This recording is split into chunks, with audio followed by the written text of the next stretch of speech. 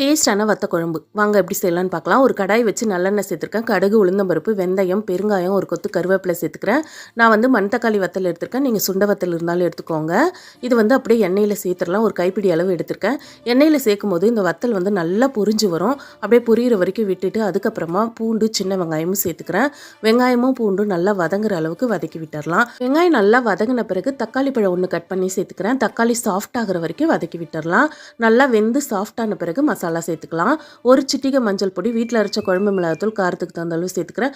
ஒரு ஸ்பூன் தனியாத்தூள் சேர்த்துட்டு இந்த எண்ணெயிலே இந்த மசாலாவை நல்லா பெரட்டி விட்டுட்டு ஒரு லெமன் சைஸ் புளி ஊற வச்சு கரைச்சி வச்சுருக்கேன். அந்த புளி தண்ணியை சேர்த்துடலாம்.